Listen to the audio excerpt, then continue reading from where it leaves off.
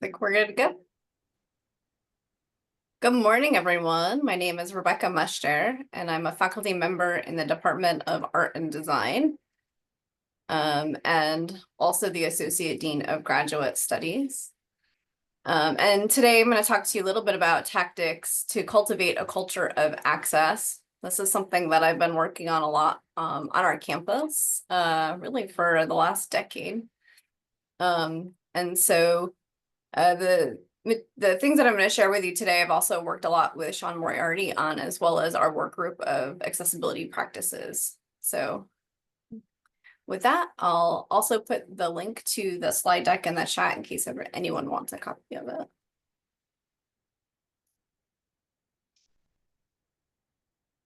So one of the things that it's important to always keep in mind when we start thinking about culture and culture change is that to cultivate a culture really takes time, right, and effort.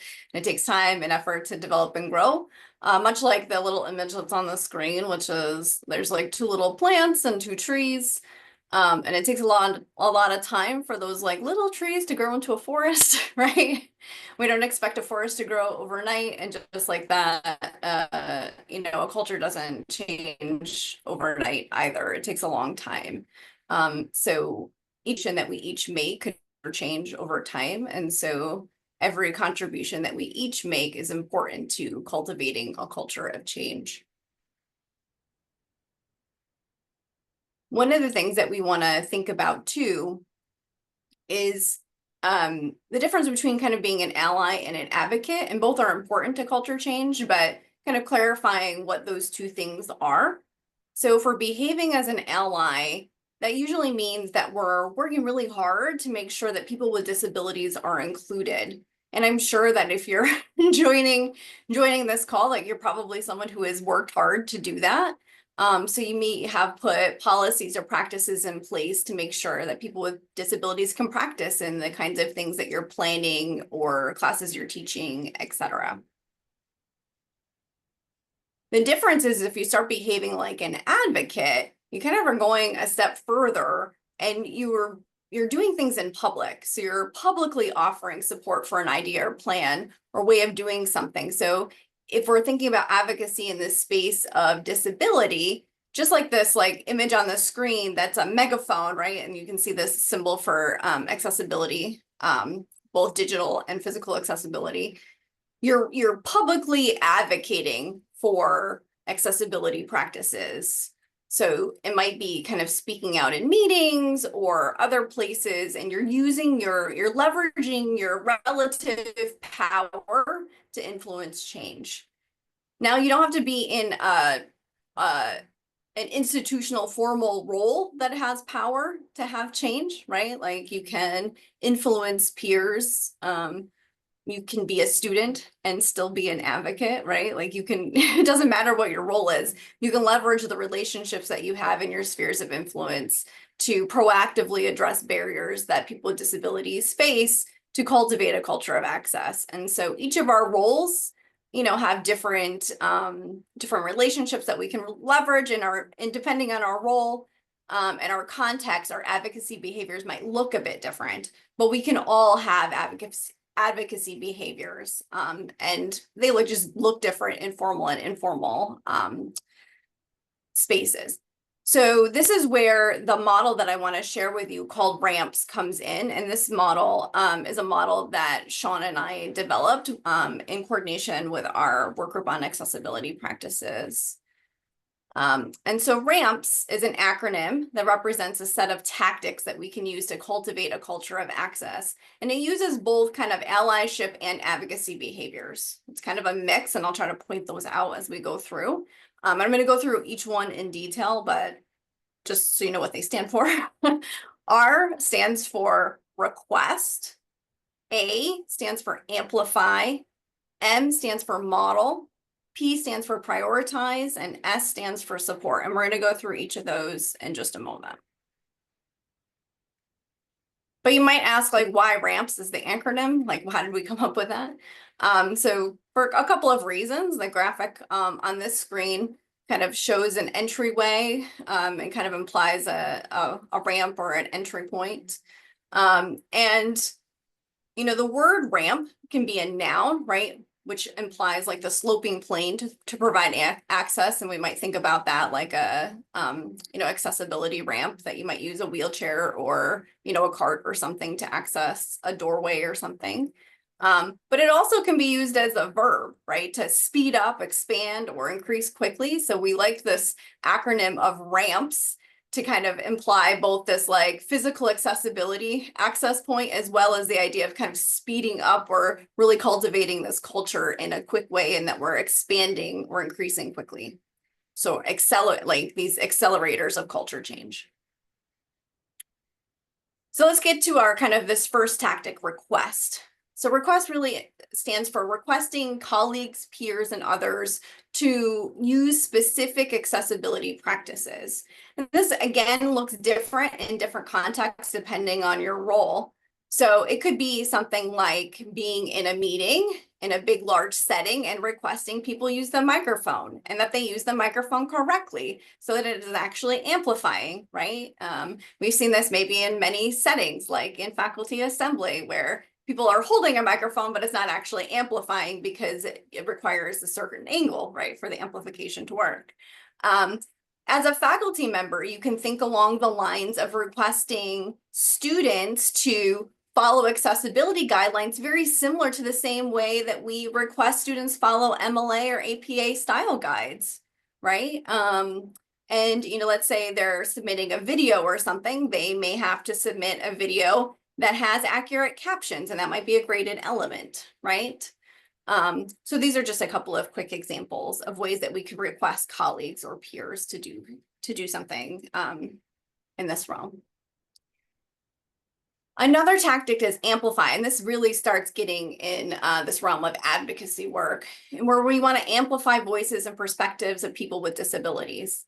So a good example of ways that we might amplify people with disabilities is in the same way that this graphic represents, where you're kind of raising your hand and asking questions, right? Like, if we're going to host an event or plan an event, maybe we're asking what kinds of accessibility practices are going to be in place. How are folks going to be able to request accommodations? Or, are we going to make sure that by default we're going to have captions on for presentations? Or will we have microphones available? Are we going to plan in breaks? All of those kinds of things.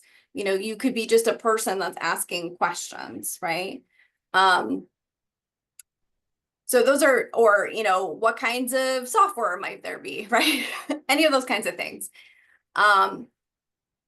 In my design courses, for example, I might make sure that there are opportunities where we're asking questions about how certain kinds of people with certain kinds of assistive technologies might be navigating a website, right? So how might a particular population have particular barriers, or what kinds of needs might there be? And that might be a way to raise questions as well in a different kind of context, right? Or you might ask about laws and the ways that they may be enforced or not enforced, or included or not included in the process. Modeling is M in ramps, and model best practices in your everyday work. So for me, this is almost like a little checklist of ways that you're gonna like build this into your everyday processes. And this, for me, if I don't build it into what I'm already doing and make it my everyday habit, it's really hard to make it happen, right? So when I create a document, I just automatically follow accessibility practices, whether it's an audience of one, me, or if I'm going to share it with other people. Because if I don't just get in the habit of always doing it that way, then I am apt to forget to do it, right? So it's best if you can just build these into kind of habits and kind of make it a checklist in the way that you do things. So it doesn't feel like an add-on, it just becomes the way you do something. One strategy sometimes is a way of modeling is you can volunteer to take notes for a group and share those notes back in an accessible format. And then lo and behold, sometimes people ask like, hey, how did you do that? this is really nice, or I want to follow that format. How do I do that next time? And that's an easy way to start sharing those kinds of practices and have them replicated within a group. And if you're not sure how to do some accessibility practices, this is my great moment to plug all the other workshops that are today in the 20-minute breakouts, because there's a whole series of digital accessibility workouts today in the self breakouts. So check them out. The 5 principles are today. I know Emily, who's on this call right now, has a session on neurodiversity next, right?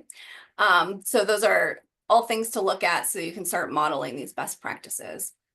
And that's really an example of allyship. The next one is prioritize, and we want to think about prioritizing accessibility by allocating resources. And resources can be thought of like holistically, right? Time, funds, personnel. And you might think, oh, in my role, I don't have like personnel and funds, etc. But we usually have some control over some of our time, or we can advocate to have some time allocated to learning about accessibility or build accessibility into our practices, right? We can work with supervisors, etc., to build that into some of the work that we're doing. So before you think like this can't possibly apply to me, it probably can. You just need to think about it a little bit differently. And it's going to depend on your role in the institution. So if you look at that graphic right on the screen, that's a calendar and it has like a little clock on the side, right? And the bottom implies. So we need to kind of regularly allocate kind of the flow of resources and not think of accessibility as a one and done kind of investment. You don't just like think about accessibility like one time and it's like, ah, I have done my like accessibility duty. It's an ongoing investment and an ongoing priority. So you really have to think about how you can kind of build it into your regular work. And that's what I mean by priority, is if you're not making it a part of your regular work, then it isn't a priority because you're not thinking about it all the time, right? It's not something that regularly surfaces as part of what you're doing. So think about ways that that can be prioritized. And you may not have the personnel or you may not have funding, but there's ways that maybe you advocate for those things like within your department or division, or maybe there's ways that you advocate for a little bit of your time to be spent towards upskilling, for example, in accessibility practices. And you request that, you know, your supervisor allow you to do some of the upskilling, like attending self sessions, etc. And the 5th tactic is support. And that's supporting others in their accessibility journey through coaching, education, processes, and procedures. And so the two people conversing, which is what this graphic is on the screen, really kind of underscore the importance building on relationships that you have, and the trust that people have in you is really how we expand the coalition of accessibility advocates and allies on campus. It really happens kind of one person at a time. And, you know, nudging people a little bit here and there and saying, hey, you know, I see that you know, try to do this. Can I show you a better way? Or, you know, I'm really excited that you're excited about accessibility stuff. Let me show you how to use the checker and the tool that you're using, or let me show you this cool thing I just learned about accessibility today by attending this, folks that you work with in your department, on your team, etc. And then the goal is to like think about ways that you can allow space, time, upskilling, etc. for those that report to you, right? And make it a go back to that P, right? And prioritize it for folks on your staff. And that's one of the ways that you can support folks. We can also think about ways that we can build processes and that, you know, if we identify a barrier, we can get the right support and the help in place to make sure that we can reduce and eliminate barriers as much as possible for staff and faculty. Students, faculty, and staff with disabilities first, but also it helps a swath of other people, right?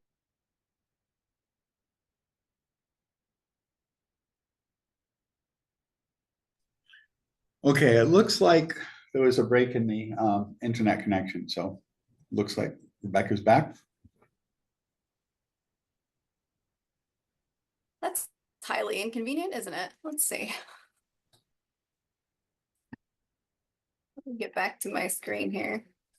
You weren't gone too long, but it was starting to break up a little bit. Okay, let me see if I can circle back to maybe where. There we go. Sorry about that.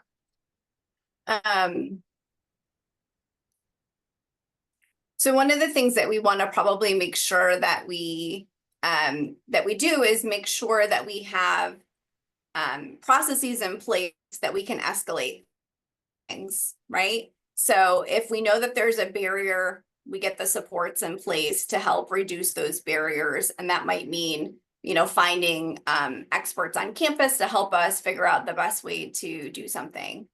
The other thing that we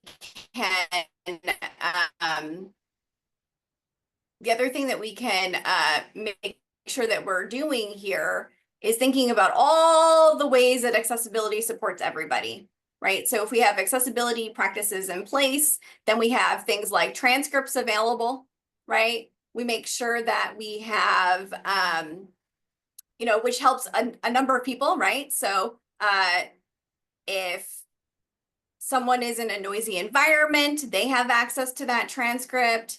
If English isn't their first language, they have access to that transcript, which might support those students. If someone just needs the information a little bit slower, they have access to that information, right? If I just talk too fast, right? Someone can have that information a bit slower, right? So when we start having accessibility practices in place, we're supporting a wide variety of folks. And it's not just people with disabilities, right? It's great because now we're being inclusive of everybody and everybody is winning here. So the last thing I want to just underscore here is that when we ramp up access with care, we culture build. It takes time, effort, and attention, but everybody is benefiting, and everybody's little contribution is what really builds into that culture, right? And everybody's contribution is what makes the culture change happen. I think we have a couple minutes for questions if anyone has any questions. And I'll put the link to the presentation in there because I know that I did drop off and whatever, but all the information is in the slide deck as well. So this is why we have accessible things, right? So that you can get it in all kinds of formats. Just a quick one. I work in Taekwondo. I work with a legally blind student, and I have for 3 years. We have figured out how to do this, but it's extremely frustrating because I have a whole class of people, yet I have to take a lot of time making sure he understands the movement and the ways in which it has to happen for it to be effective.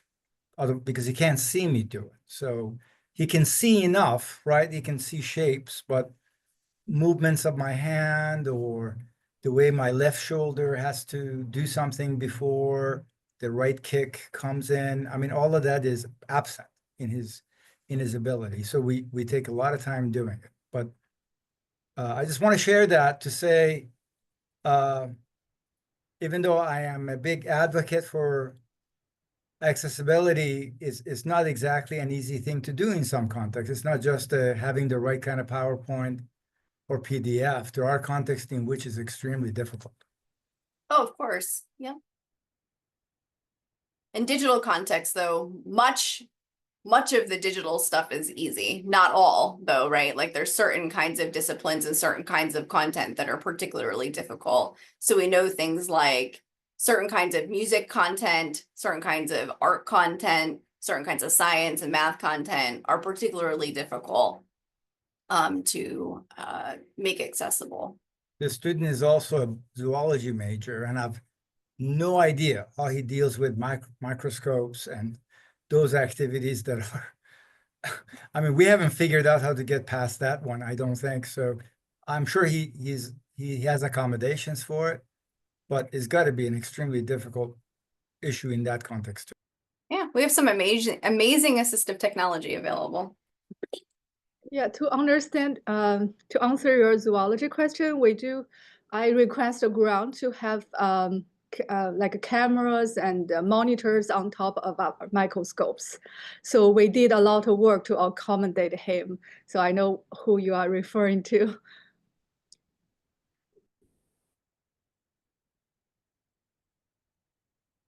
So it looks like we're at time, but I do hope that everyone will think about some of your ways that you can advocate for accessibility and help to contribute to culture change on our campus. Thank you all for attending.